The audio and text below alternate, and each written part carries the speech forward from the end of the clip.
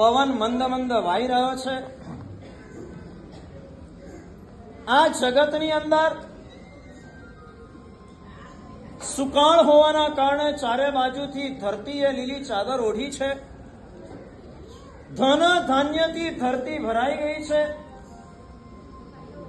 અને તેના પ્રભાવે મનુષ્ય લોકની અંદર પણ સર્વત્ર જય જયાકાર થઈ રહ્યો છે. આનંદ ઉત્સવની અંદર લોકો મગ્ન છે.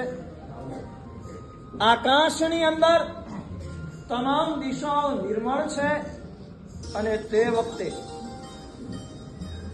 વિશાખા નક્ષત્રમાં ચંદ્રનો યોગ આવ્યો ત્યારે મધ્યરાત્રિના સમયે અશ્વસેન રાજાની રાણી પટરાણી આરોગ્યવતી, ગુણવતી, શીલવતી, પ્રેમવતી, પવિત્રતાવતી, આ જગતની અંદર આચારવતી, આ જગતની અંદર ઉત્તમ સંસ્કારવતી એવી આરોગ્યવાળી એવી માતા વામાદેવી નિરંજન નિરાકાર અને છતાં પણ જગત કલ્યાણ માટે સાકાર રૂપને ધારણ કરનારા પરમ તેજસ્વી, પરમ રૂપવાન, પરમ કોમળતાના ધારક, સહુ જીવના ઉદ્ધારક, સહુ જીવના તારણહાર, સહુ જીવ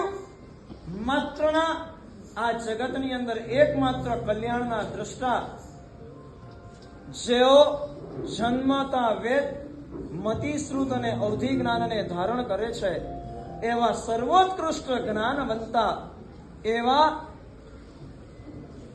આરોગ્યવાળા, એવા રેડી આરોગ્યવાળા પુત્ર રત્નને જન્મ આપે છે.